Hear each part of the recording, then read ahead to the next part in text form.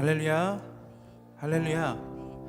신년 축복 특세 둘째 날에 오신 성도님들을 환영하고 축복합니다. 시간 길이요 진리요 생명 되신 예수님만을 찬양하며 지금 우리들의 온 마음과 정성과 뜻과 모든 것을 다하여 기쁨으로 찬양합니다. 이 시간 고백하며 함께 찬양드리겠습니다.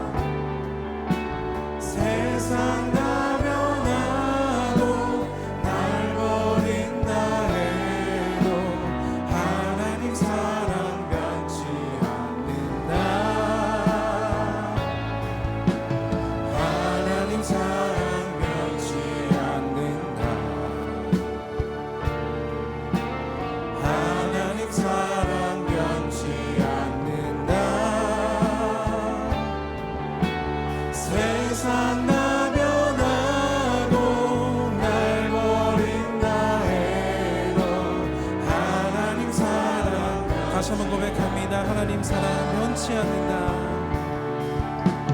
하나님 사랑 변치 않는다. 하나님 사랑 변치 않는다. 세상 다 변하고 날 버린다 해도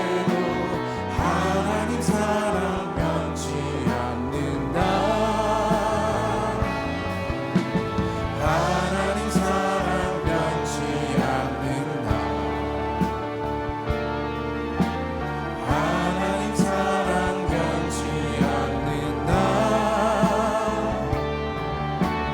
세상 다 변하고 날 버린다 해도 하나님 사랑 변치 않는다.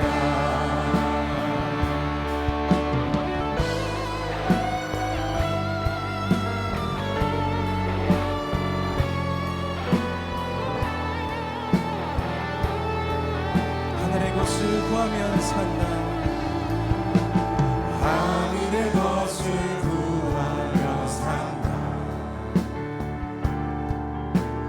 하늘의 것을 구하며 산다. 세상 헛된 것에 소망 두지 말고 하늘의 것을 구하며 산다. 하늘의 것을 하늘의 것을 구하며 산다. 하늘의 것을 구하며 산다. 세상 헛된 것에 소망 두지 말고 하늘의 것을 구하며 산다. 반드시 기도 응답하신다. 반드시 기도 응답하신다. 반드시 기도 응답하신다. 때론 나의 뜻과 다른 길이라도 반드시 기도 응답하신다.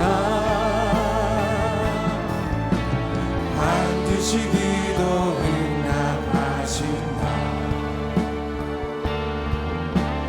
반드시 기도 응답하신다. 때론 나의 뜻과 다른 길이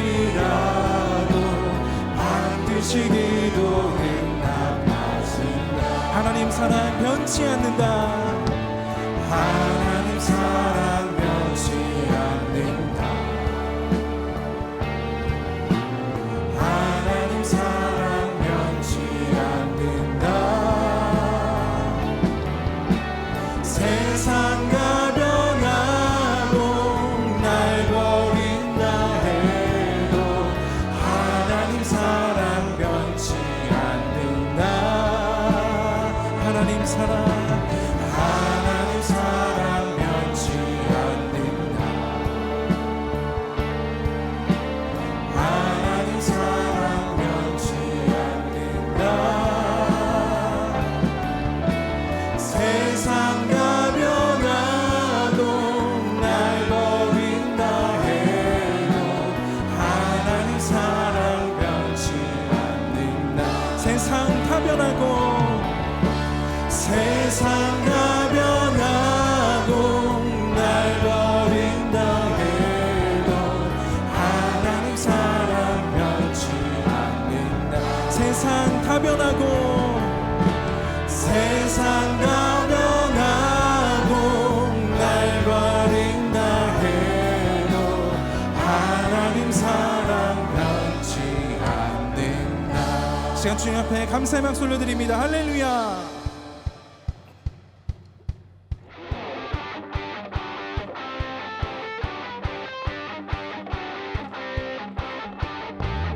우리 기쁨으로 찬양하기 원합니다. 주님의 임재, 주님의 임재 앞에서 권능의 날개 아래서 그의 능하신 행동을 인하여 찬양해. 주님의 임재 앞에서 권능의 날개 아래서 그의 능하신 행동을 인하여 찬양해. 주의 나라, 주의 권세, 주의 나라 주의 권세 찬양 주의 임하네. 모든 원수 굴복하네. 주의 임재 앞에 주의 나라 주의 권세 찬양 주의 임하네. 모든 원수 굴복하네. 내가 춤을 출 때 다윗처럼 춤을 추면서 전심으로 주를 즐거워하라. 모든 만물들아 찬양하라. 영원히 영원히. 다윗처럼 춤을 추면서 전심으로 주를 즐거워하라. 모든 만물들아 찬양하라. 영원히 영원히. 다시 한번 찬양합니다. 주님의 임재 앞에서 권능의 날개 아래서 그의 능하신 행동을 인하여 찬양해. 주님의 임재 앞에서 권능의 날개 아래서 그의 능하신 행동을 인하여 찬양해. 주의 나라, 주의 나라 주의 권세 찬양 주의 임하네. 모든 원수 굴복하네. 주의 임재 앞에 주의 나라 주의 권세 찬양 주의 임하네. 모든 원수 굴복하네. 내가 춤을 출 때 다윗처럼 춤을 추면서 전심으로 주를 즐거워하라. 모든 만물들아 찬양하라. 영원히 영원히. 다윗처럼 춤을 추면서 전심으로 주를 즐거워하라. 모든 만물들아 찬양하라. 다윗처럼 춤을 추면서 다윗처럼 춤을 추면서 전심으로 주를 즐거워하라. 모든 만물들아 찬양하라. 영원히 영원히.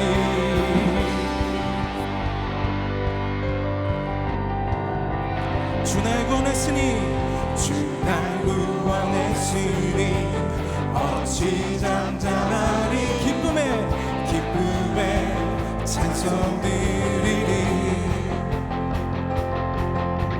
주 날 구원했으니 어찌 잠잠하리 기쁨에 찬송 드리리 주를 향한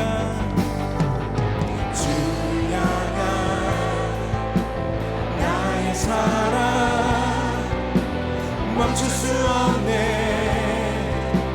멈출 수 없네 주를 향한 나의 열정 멈출 수 없네 나 기쁨에 춤추리 내 모든 슬픔 바꾸셨네 나 기쁨에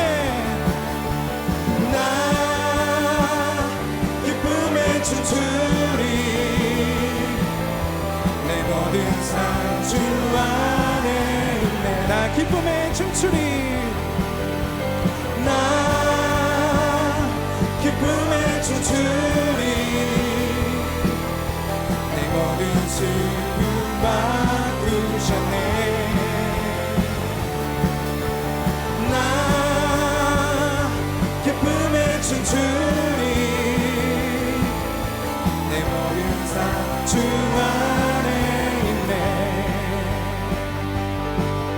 변찮은 주님의 사랑과 거룩한 보혈의 공로를 우리 다 찬양을 합시다 주님을 만나볼 때까지 예수는 우리를 깨끗게 하시는 주시니 그의 피 우리를 눈보다 버리게 하셨네 우리를 깨끗게 하시니 무궁한 생명의 머리새 생명의 구원을 받은 자 하나님 찬양을 합시다 예수는 우리를 깨끗게 하시는 주시니 그의 피 우리를 눈보다 십자가 단단히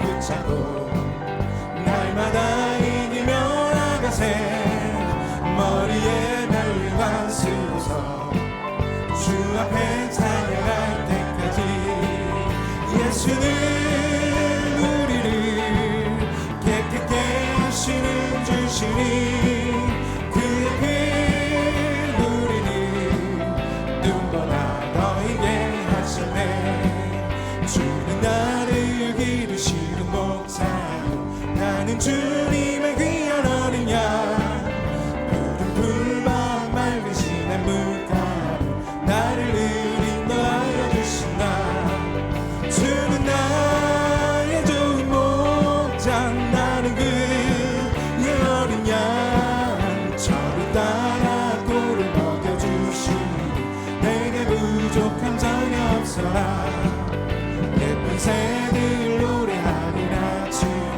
노을 비키는 고운항원에 사랑하는 나의 목자 음성 나를 언제나 불러주신다 주는 나의 좋은 목자 나는 그의 어린 양 저를 따라 꼴을 먹여주시니 내게 부족함 전혀 없어라 짐승 나를 밟지 못하고 거친 비바람 상치 못하리 나의 주님 강한 손을 펼치사 나를 주야로 지켜주신다 주는 나의 좋은 목자 나는 그의 어린 양 저를 따라 꼴을 먹여주시니 주는 나의 좋은 목자 주는 나의 좋은 목자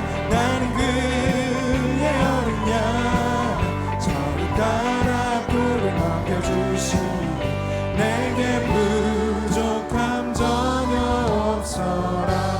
좋으신 하나님께 영광의 박수를 드립니다.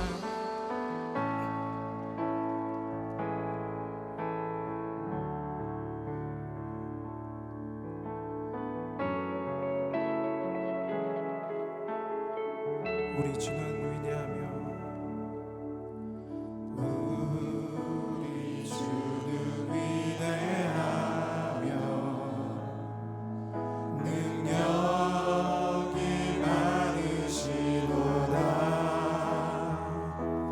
그의 지혜 무궁하며 인자는 영원하도다. 상한 자를 고치시며 상처를 싸매시도다. 별들의 수를 세시며 우리 다시 한번 고백합니다. 우리 주는 위대하며 우리 주는 위대하며 능력이 많으시도다. 그의 지혜 무궁하며 인자는 영원하도다. 상한 자들 고치시며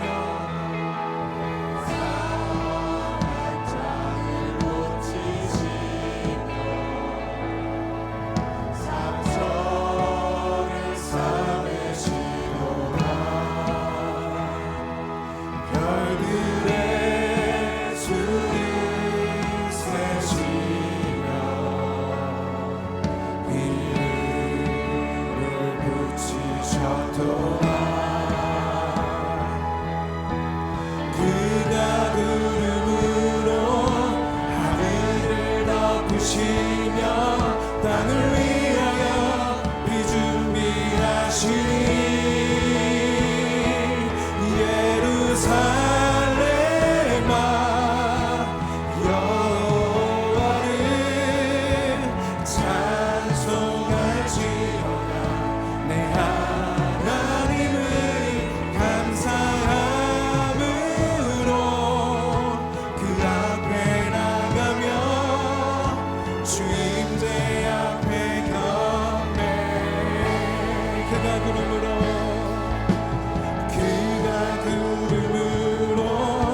하늘을 덮으시며 땅을 위하여 비준비하시니 그가 구름으로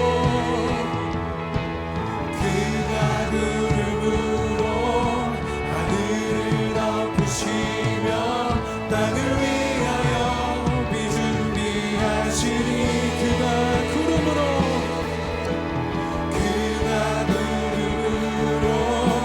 하늘을 덮으시며 땅을 위하여 비준비하시니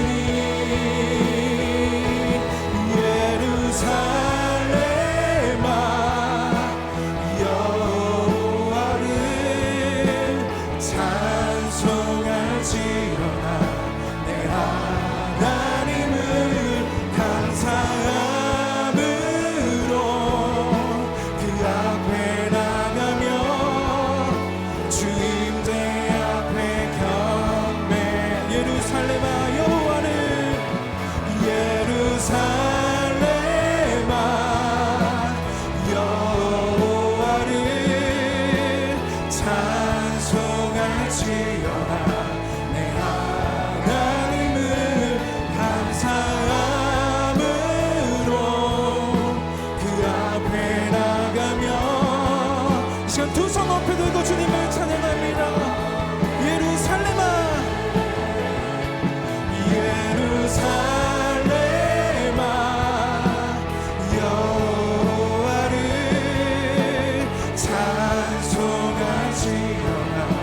내 하나님을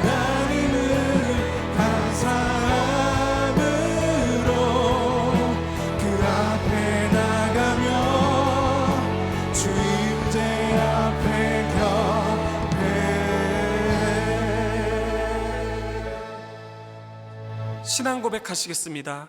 전능하사 천지를 만드신 하나님 아버지를 내가 믿사오며 그 외아들 우리 주 예수 그리스도를 믿사오니 이는 성령으로 잉태하사 동정녀 마리아에게 나시고 본디오 빌라도에게 고난을 받으사 십자가에 못 박혀 죽으시고 장사한 지 사흘 만에 죽은 자 가운데서 다시 살아나시며 하늘에 오르사 전능하신 하나님 우편에 앉아 계시다가 거기로부터 산자와 죽은 자를 심판하러 오시리라. 성령을 믿사오며 거룩한 공교회와 성도가 서로 교통하는 것과 죄를 사하여 주시는 것과 몸이 다시 사는 것과 영원히 사는 것을 믿사옵나이다. 아멘.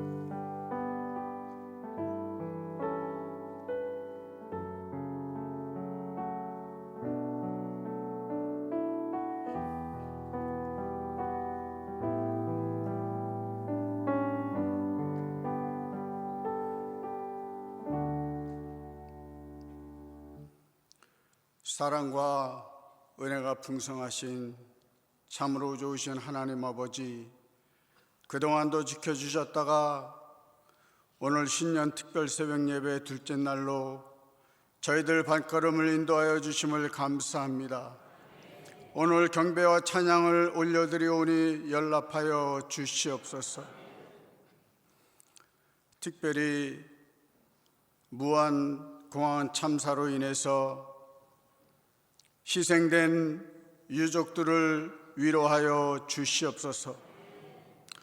우리나라가 심히 힘겨운 긴 터널을 지나고 있습니다. 하나님 함께하여 주시옵소서. 국민이 뽑은 대통령을 지켜 주시옵소서. 반국가 세력들이 곳곳에 너무 많이 싸우니 그들을 변화시켜 주셔서 하나님 자녀로 삼아 주시옵소서. 자유민주주의가 훼손되지 않고 정착될 수 있도록 하나님 역사하여 주시옵소서. 그 토대 위에 다른 세대가 아닌 다음 세대가 신앙생활을 잘 이어나갈 수 있도록 역사하여 주시옵소서. 나라가 없으면 교회도 없습니다. 나라가 없으면 우리 국민도 없습니다. 우리나라가 하나님 가장 옳으신 방법으로 이끌어 주시고 보호하여 주시옵소서. 특별히 오늘 말씀 전하시는 강신호 담임 목사님, 영육간에 강건함 주시옵시고 올 한 해 목회 계획이 하나님 보시기에 잘했다 칭찬받는 목회가 되게 하여 주시옵소서. 내조하시는 사모님과 교역자님들과 헌신하는 모든 손길들 위해 올 한 해 하나님께서 축복에 축복을 더하여 주시옵소서. 예수님 이름으로 간절히 기도드리옵나이다. 아멘.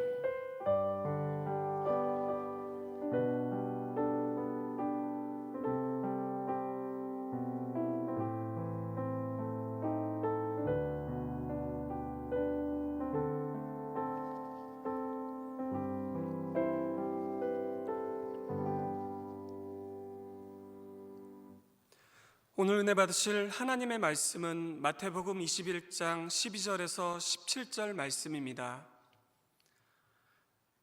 마태복음 21장 12절에서 17절 말씀을 다 같이 봉독하시겠습니다. 예수께서 성전에 들어가사 성전 안에서 매매하는 모든 사람들을 내쫓으시며 돈 바꾸는 사람들의 상과 비둘기 파는 사람들의 의자를 둘러엎으시고 그들에게 이르시되 기록된 바 내 집은 기도하는 집이라 일컬음을 받으리라 하였거늘 너희는 강도의 소굴을 만드는도다 하시니라. 맹인과 저는 자들이 성전에서 예수께 나오매 고쳐주시니 대제사장들과 서기관들이 예수께서 하시는 이상한 일과 또 성전에서 소리질러 호산나 다윗의 자손이여 하는 어린이들을 보고 노하여 예수께 말하되 그들이 하는 말을 듣느냐. 예수께서 이르시되 그렇다. 어린아기와 젖먹이들의 입에서 나오는 찬미를 온전하게 하셨나이다 함을 너희가 읽어본 일이 없느냐 하시고 그들을 떠나 성 밖으로 베다니에 가서 거기서 유하시니라. 아멘.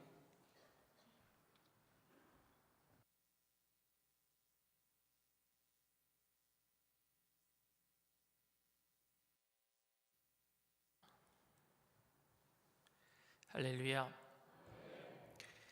오늘은 신년 축복 특별 새벽 예배 둘째 날, 주님의 마음이란 주제를 가지고 오늘 예수님이 왜 화를 내셨나라는 것으로 주님의 마음을 알아보기를 원합니다. 우리 다 같이 한번 말씀의 제목을 따라해 주시길 바랍니다. 주님은 왜 화를 내셨을까? 주님은 왜 화를 내셨을까? 여러분들은 시끄러운 게 좋으세요? 조용한 게 좋으세요? 아니면 한가로운 전원 생활이 좋으세요? 바쁜 도시 생활이 좋으세요? 이제 말씀을 안 하시네. 대부분의 사람들은 조용하고 고즈넉한 한가로운 전원 생활이 좋다라고 말할 것 같습니다. 그런데 사람들이 좋아하는 것과 원하는 것, 버킷리스트라 그러죠. 그 원하는 것과 익숙한 것은 좀 다른 것 같습니다. 그래서 조용하고 한적한 곳을 좋다고 말하면서도 정작 어디서 사느냐? 도시에서 살아요. 제가 그래요, 제가. 한적한 곳이 좋다고 말하면서도 시끌벅적한 곳이 익숙해요. 저는 아버지 형제도 삼형제, 저희 형제도 삼형제, 그리고 저희 할아버지 형제도 삼형제, 고모가 없는 그런 집안입니다. 그래서 어렸을 때 명절이면 아버지 형제가 다 저희 집에 모여서 시끌벅적 북적거렸던 그런 기억이 있습니다. 그런데 제 아내는 딸만 둘인 집안의 막내로 태어나서 조용하게 자란 것 같습니다. 시끄럽고 북적거리는 집안에서 살았던 저는 목소리가 큰 반면에 조용하게 자란 아내는 아직도 무슨 소리를 하는지 알아들을 수가 없어요. 집에서 뭘 부르는데 저한테 무슨 얘기를 하는지 알아들을 수가 없어요. 저는 혼자 노는 것에 익숙하지 않습니다. 왜냐하면 삼형제가 늘 시끌벅적하게 막 지지고 볶고 싸우고 그랬으니까. 근데 아내는 혼자 노는 것도 잘합니다. 아내의 언니는 아내보다 4살이 더 많으니까 안 놀아줬던 것 같아요. 그래서 혼자 노는 것도 익숙합니다. 그래서 어느 때는 저도 아내처럼 혼자 조용하게 설교 준비하면서 시간을 보내는 것을 원하지만 얼마 시간이 지나지 않아서 교회를 제가 막 돌아다니고 있어요. 제 설교 준비한다고 사무실에 앉아 있다가 벌떡 일어나서 교회를 다 쑤시고 댕깁니다. 교역자실에 들어가서 교역자들과 수다 떨고, 총무국에 들어가서 장로님과 수다 얘기하고 막 우리 직원들과 얘기를 하고, 그러면 아내에게 문자가 옵니다. 설교 준비하러 사무실에 있다며 어디 간 거야? 어쨌든 저는 교회가 적막하면은 별로 좋아하지 않습니다. 사람들이 매일마다 북적거렸으면 좋겠습니다. 미국 교회에 집회에 한번 참석한 적이 있었는데 예배 시작 전에 이곳저곳에서 엄청나게 시끄럽게 이야기 소리가 들려요. 찬양 준비팀이 찬양을 준비하는 소리, 음향팀이 마이크를 세팅하면서 엄청 시끄러웠던 그런 기억이 있습니다. 만약 한국 교회라면 정말 이해가 되지 않는 그런 분위기일 것 같습니다. 조용하고 엄숙한 한국적 교회 분위기.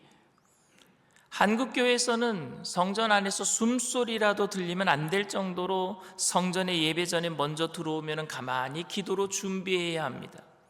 제 개인적인 생각으로는 예배 전에 성도들 간에 교제하고, 준비 찬양팀은 준비 찬양 준비하고, 시끌벅적한 분위기도 괜찮다라고 저는 생각을 합니다. 물론 교회는 하나님께 예배 드리는 곳이니까 엄숙하게 경건하게 예배를 준비해야 합니다. 예배 시작 전에 전날 밤에 시청한 드라마 이야기하다가 예배 시작할 수는 없어요.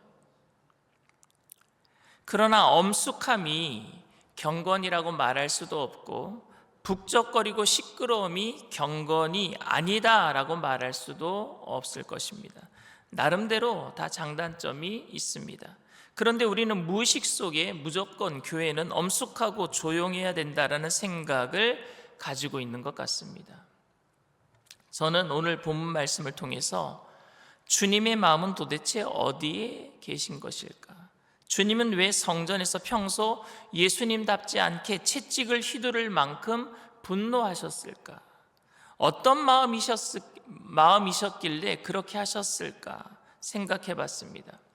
예수님께서는 공생애를 시작하시고 유월절을 맞이하여서 3번 예루살렘에 가셨던 것을 성경은 기록하고 있습니다.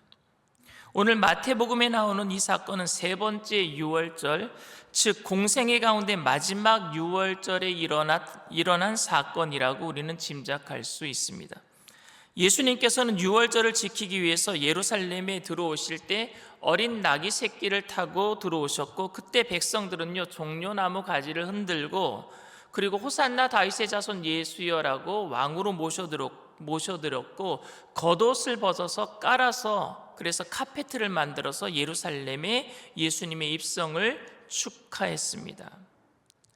사람들은요 예수님이 가시는 곳이면 어디든지 다 따라다녔습니다. 그때 예수님께서는요 예루살렘에 입성하자마자 어디로 가셨느냐? 성전으로 가셨어요. 그리고 성전에 가시자마자 이방인의 뜰에서 장사하는 사람들, 돈 바꾸는 사람들, 비둘기 파는 사람들로 인해서 시끌벅적한 상황을 목격하셨어요. 교회 안이 너무 시끄러웠어요. 주님께서는 그 시끄러움을 낯선 분위기라고 생각하진 않았을 거예요. 왜? 주님 주변은 늘 시끄러웠으니까. 낯선 분위기가 아니었을 거예요. 주님이 가시는 곳이면 늘 사람들이 몰려다녔고 웅성웅성거리는 분위기였고, 제자들에게 조용하게 말씀을 가르치실 때 빼면은요 수천 명 수만 명이 모인 곳에서 예수님이 목이 터져라 큰 소리로 말씀해야 하는 늘 그런 분위기가 익숙하셨을 것입니다. 천국 가신 조용기 목사님께서 해외 성회 때 병자를 위해서 기도할 때 휠체어를 타고 나온 사람이 휠체어를 들고 걸어갈 때 많은 사람들이 울부짖고 환호성을 지르던 장면이 저는 지금도 생생하게 기억이 납니다. 아마 시장 바닥보다 더 시끄러웠을 것 같아요. 그러니 예수님께서 병을 고치시고 설교하실 때 엄숙하고 질서 있게 예배가 이루어졌을 리가 만무할 것입니다. 예수님이 맹인을 고치시는데 다음 환자가 살금살금 조용히 걸어와서 다음은 제 차례입니다 이런 분위기가 있을 수 없어요. 막 환호성을 지르고 난리가 났을 거예요. 그런데 그날 주님께서는 성전뜰에서 장사하는 사람들에게 호객행위하기 위해 시끄럽게 장사하는 소리가 어쩔 수 없다라는 소리였다라는 것을 아셨다면 그렇게 노를 바라고 채찍을 들어서 사람들을 내쫓고 상을 없는 일을 하시면 안 되는 것 아닙니까? 이런 돌발적인 행동에 제자들까지도 이해하지 못했던 것 같습니다. 주님께서는 왜 도대체 화를 내신 것일까요? 주님을 화나게 만든 게 여러분 뭐라고 생각하십니까? 주님께서는 이제 며칠 이후에 죽임을 당하게 될 텐데, 그래서 주님은 마음이 심란하셨는데 사람들은 주님의 마음을 몰라주고 막 시끄럽게 떠들어서 주님의 심기를 불편하게 만들어서 화를 내신 것입니까?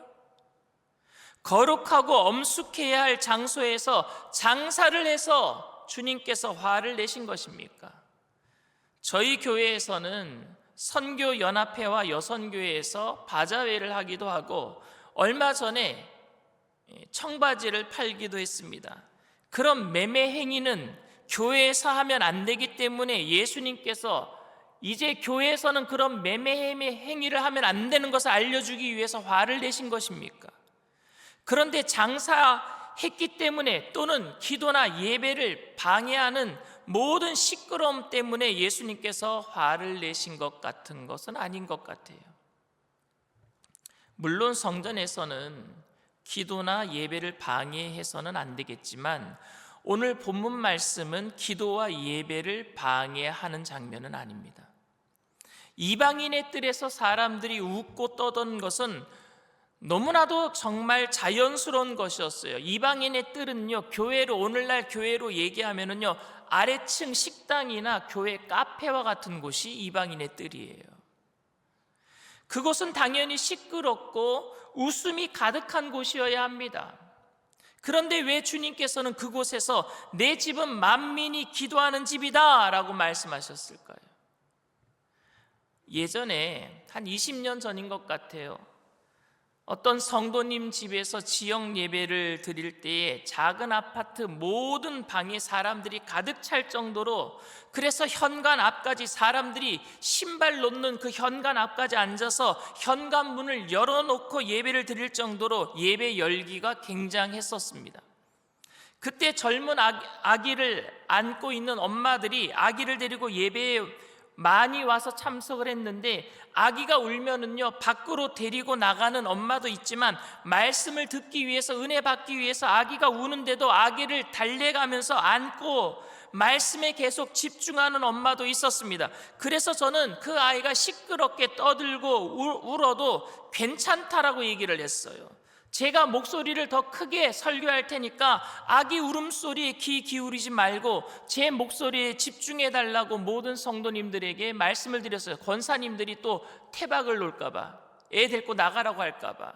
이런 분위기라면 여러분, 시끄러운 것이 문제가 되지 않을 것 같습니다. 어떤 목사님은 자기가 설교하는 시간 중간에 누가 조용히 일어나 화장실에 가는 것도 싫어하셔서 꾸중하시는 분도 있는 걸 제가 봤어요. 다른 사람들이 집중도를 흐트려 놓기 때문이라고 합니다. 그런데 그것은 개인적인 성향일 뿐.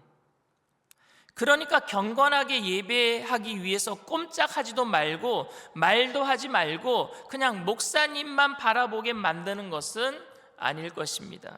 저는 오늘 본문을 이해하기 위해서, 예수님의 마음을 헤아려 보기 위해서 14절 말씀에 주목해 보고 싶습니다. 14절 말씀입니다. 맹인과 저는 자들이 성전에서 예수께 나오매 고쳐주시니. 여러분, 상상이 되십니까?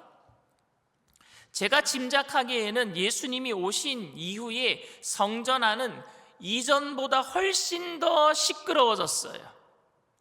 예수님께서 장사하는 사람을 다 내쫓고 이곳은 기도하는 집인데 여기서 왜 장사하느냐, 한바탕 소동이 있었고, 그리고 병자들이, 그 이후에 장사하는 사람들을 다 내쫓으신 다음에 병자들이 그 이후에 예수님께 몰려든 것입니다. 시각장애인이 왔고요, 지체 부자유자들이 왔습니다.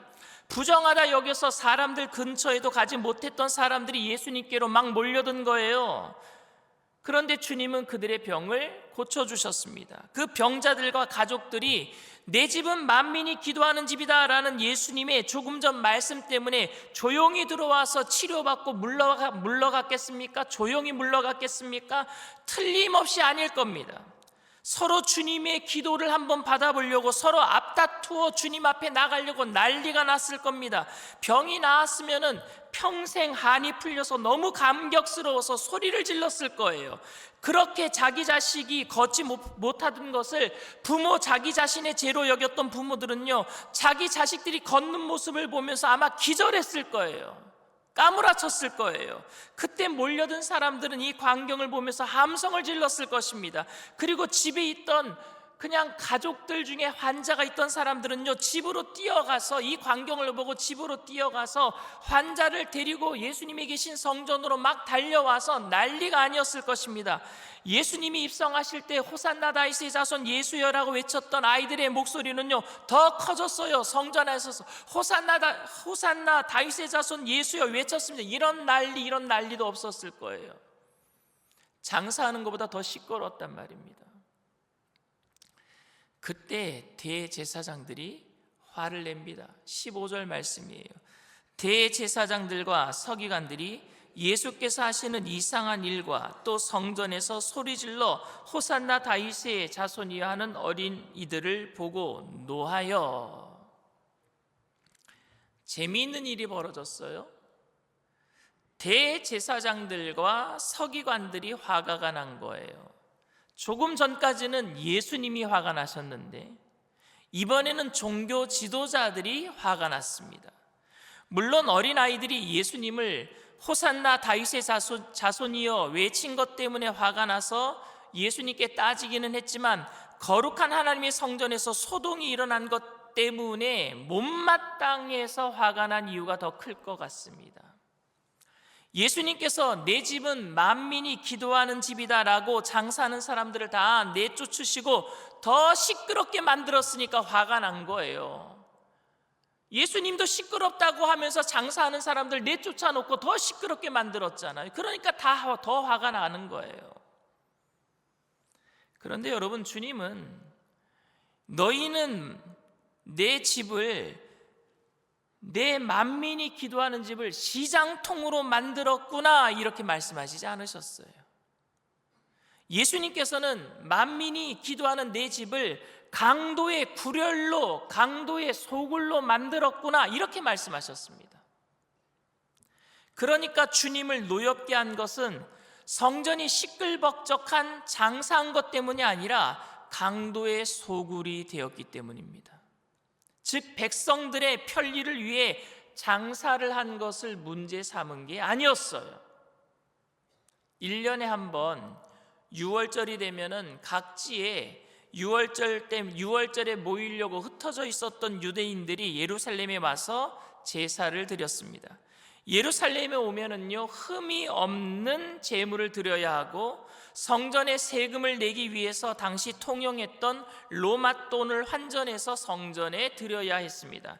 로마 돈 드라크마에는요, 가이사라 로마 황제의 얼굴이 새겨져 있어서 우상 숭배하는 돈이라고 생각해서 성전에 하나님께 예배 드릴 때 헌금으로 드릴 수가 없어서 두로의 세겔로 환전해서 드렸던 것입니다.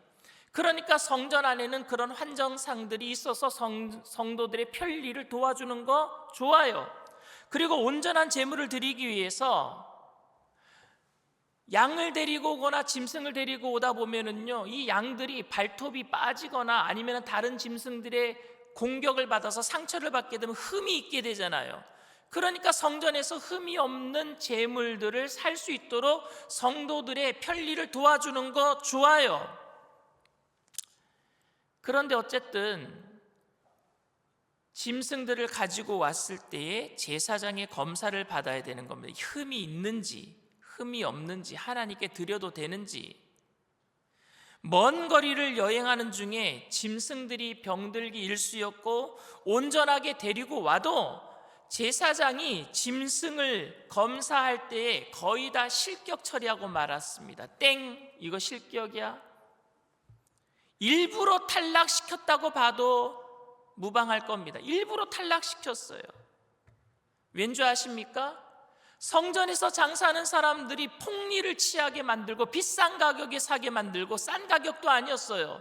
비싸게 사게 만들고 그 중에 일부를 대제사장 종교 지도자들에게 상납하게 만들었단 말입니다. 너희들 내가 여기서 장사하게 해줄 테니까 그 돈 나한테 바쳐.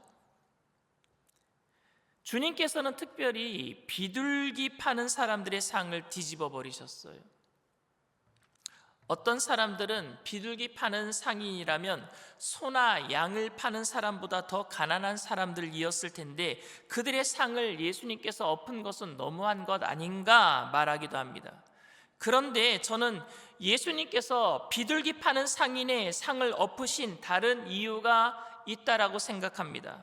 비둘기로 제사를 드리는 사람들은요, 소나 양으로 제사를 드리지 못하는 가난한 사람들이 사용하는 제물이 바로 비둘기예요. 소나 양으로 제사를 드리는 사람들은 그래도 돈이 있는 사람들이에요. 근데 그런 돈도 없는 사람들은 비둘기라도 사서 하나님께 드리는 가난한 사람들이란 말입니다. 그런데 비둘기로 제사를 드리려는 사람들이 가져온 비둘기를 사용하지 않고 성전 안에서 그들이 파는 비둘기만 사용하도록, 그것도 비둘기를 비싼 돈을 받고 가난한 사람들의 머리에 있는 티끌조차 탐하는 그들의 도적 같은 마음을 주님께서는 보시고 분노하신 거예요. 그래서 비둘기 파는 상을 엎어버리셨어요. 어렵고 힘든 사람들을 도와주지 못할 망정, 그들을 착취한 상인들은 제사장들에게 이윤의 얼마를 상납하고 있었습니다. 제가 오늘 주목해보고 싶은 주님의 마음은 성전의 거룩함에 있는 것이 아니라 백성들의 고통에 있었다라는 사실입니다. 주님의 마음은 하나님의 성전이 얼마나 거룩해야 하는가에 있는 것이 아니라 그 백성들을 불쌍히 여기는 마음에 있는 줄 믿습니다. 주님은 성전을 보면서 하나님의 집이 어떻게 이렇게 장사하는 곳이 되었나, 어쩌다가 이렇게 시장통이 되었나 생각하신 것이 아니라 예배드리러 멀리서 몇 달을 어려움을 무릅쓰고 찾아왔지만 지도자들의 행포에 힘겹게 재물을 구입해야 하는 가난하고 경건한 사람들에 대한 착취를 안타까워하시고 분노하셨단 말입니다. 어제도 살펴본 것처럼 피곤함에도 백성들을 불쌍히 여기셨던 예수님의 마음은 오늘도 역시 누구에게 있어요? 사람들에게 가 있어요. 특별히 불쌍한 사람들의 처지를 안타까워하십니다. 주님은 먼 곳에서 제사를 하기 위해서 온 사람들이 특히 너무 가난해서 처음부터 성전에서 파는 제물을 살 수 없었기 때문에 집에서 기르던 것을 가지고 와야 했던 사람들이 제사장들에게 통사정을 해도 안 돼요. 성전에서 파는 그 흔한 비둘기를 몇 배의 돈을 내기 위해서 주머니를 뒤적거리면서 망설이는 그 백성들을 보고 안타까워하셨단 말입니다. 얼마 안 되는 비둘기조차도 살 수 없었던, 그래서 이것을 사야 하나 말아야 하나, 내가 가져온 비둘기를 좀 써주세요, 통사정을 해도 안 들어주는 그 교회의 무정함을 보고 주님은 분노하셨어요. 주님의 마음은 거룩한 성전에 대한 정의로움보다는 가난한 사람들의 불쌍함에 더 기울어져 있습니다. 주님이 교회를 보면서 안타까워하시는 것은 엄숙하지 않다라는 것이 아니에요. 그 안에 경건해 보이는 화려함과 거룩함이 없다는 것이 아닙니다. 예배가 매끄럽고 부드럽게 진행되지 않다라는 것이 주님의 마음을 언짢게 한 것이 아닙니다. 물론 여러분 엄숙하면 좋습니다. 숨소리도 들리지 않을 만큼 예배에 집중하면 그것이 나쁘다라는 것이 아닙니다. 하지만 그렇지 못해서 주님이 교회답지 못하다 말씀하시지 않습니다, 여러분. 예배 중에 어린아이가 울고 아이들이 뛰어다닌다 할지라도 괜찮다 이해하면 좋겠습니다. 휴대폰 소리를 잘 듣지 못하는 어르신들을 위해서 자녀가 휴대폰 소리를 크게 해주었는데 예배 시간에 울려도 이해를 해주었으면 좋겠습니다. 옆에서 아이가 울고 있는데 어찌할 바를 모르고 송구스러워하는 아이 엄마가 있다면 당황하지 말라라고 옆에서 한번 웃어주면 좋겠습니다. 휴대폰 소리가 크게 울려서 어떻게 진동 모드로 바꿀 줄 몰라 당황하는 어르신이 계시다면 웃으면서 휴대폰을 진동 모드로 바꾸어 주었다가 예배가 끝나면 다시 큰 소리로 전화가 오는 것이 들릴 수 있도록 바꿔 드렸으면 좋겠습니다. 옆에서 그거 조정할 수 있는 사람이 있다면. 주님께서 장사하는 사람들을 쫓아내시고 그리고 난 이후에 바로 그곳에 각종 병자들이 찾아오고 그들을 고쳐주셨다라는 것은 주님의 마음이 어디에 있는가 헤아리기에 충분합니다. 주님이 다시 오실 때 이 땅에 온전한 정의와 평화가 이루어지겠지만 우리는 주님이 오실 때까지 시끌벅적하겠지만 사람을 불쌍히 여기고 사랑해 주기를 원합니다. 주님께서는 교회라는 조직을 기뻐하시는 것이 아니라 불쌍히 여기는 사람들을 기뻐하십니다. 그런데 오늘날 많은 경우에 교회가 조직에 너무 관심이 많아요. 예배라는 행위에 관심이 너무 많아요. 마치 주님이 그것을 기뻐하시는 것처럼 생각합니다. 사랑하는 성도 여러분, 하나님은 예배라는 행위를 기뻐하시는 것이 아니라 예배하는 사람을 기뻐하십니다. 여러분들을 기뻐하셔요. 하나님께서는 단순히 교회라는 조직을 기뻐하시는 것이 아니라 하나님의 백성들의 모임인 공동체를 기뻐하시는 줄 믿습니다. 주님은 우리를 불쌍히 여기셔요. 백성들에게 폭리를 취하는, 마치 불쌍한 비둘기밖에 드리지 못하는 백성들에게 폭리를 취하는 성전처럼, 저는 지금 교회에서 바자회를 하느냐 장사를 하느냐 하는 것보다 훨씬 더 심각한 문제가 교인들의 연약함과 아픔을 이용해서 교회가 성장을 도모하고 있는 것은 아닌가, 이런 생각을 해봅니다. 우리 교회가 사람을 소중히 여기고 주님의 마음을 따라 사랑하며 섬기는 교회가 되기를 원합니다. 교회는 이윤을 남기는 곳이 아니라 희생과 사랑과 섬김을 남기는 곳이 되어야 합니다. 2025년도 한 해에 사랑과 배려와 섬김이 풍성한 교회가 되기를 바랍니다. 저와 여러분 모두가 그렇게 주님의 마음을 알고 배려와 사랑으로 섬기는 모든 주님의 백성 자녀들이 다 되기를 주님의 이름으로 축원을 드립니다. 기도합니다. 사랑과 은혜가 풍성하신 좋으신 하나님, 주님의 은혜를 감사합니다. 주님의 마음이 불쌍한 사람들의 그 어려움을 이해하지 못했던 교회를 향한 분노로 나타났던 것을 오늘 이 시간 우리가 알게 하시고, 우리 일산수목음 영산교회가 날마다 어려운 사람들을 되돌아보고 이해하고 배려하고 섬기며 주님의 성전을 통해서 하나님 그리스도의 사랑이 남겨지는 귀한 하나님의 역사를 이뤄가게 하여 주시옵소서. 오늘도 기쁘고 감사한 마음으로 정성껏 주님 앞에 귀한 예물을 드립니다. 주님의 마음을 알고 주님 구제하기 위해서, 많은 사람들을 살려내기 위해서 드린 귀한 예물 하나님 기뻐 받아 주시옵소서.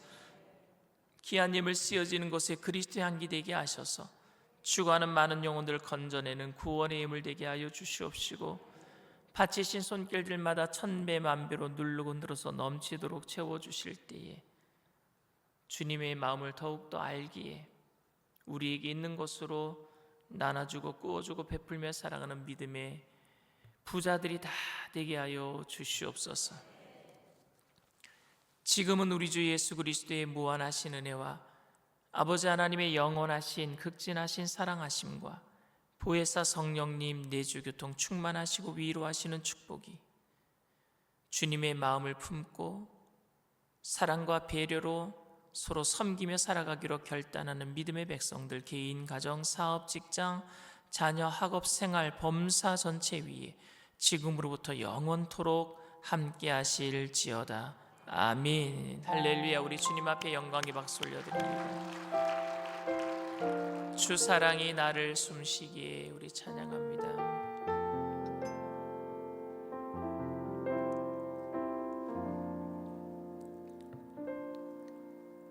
주 사랑이 나를 숨쉬게 해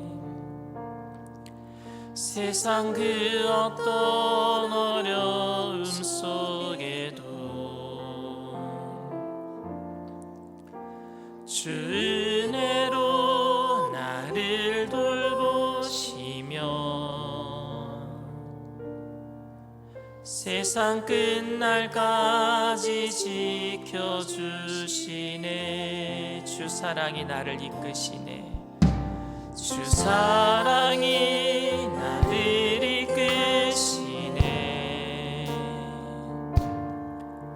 내가 갈 수 없는 그곳으로 주의 사랑 나를 붙드시며 세상 끝날까지 인도하시네. 주님만이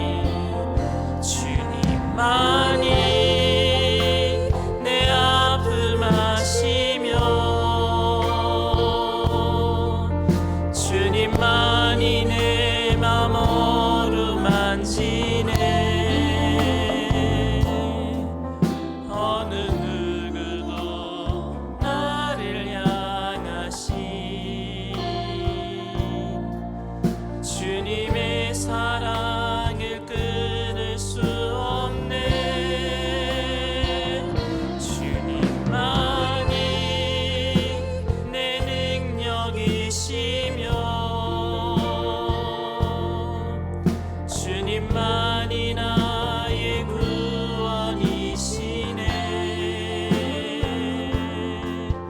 어느 누구도 나를 향하신 주님의 사랑을 끊을 수 없네. 주님만이 내 아픔 아시며 주님만이 내 아픔 아시며 주님만이 내 맘 어루만지네. 어느 누구도 나를 향하신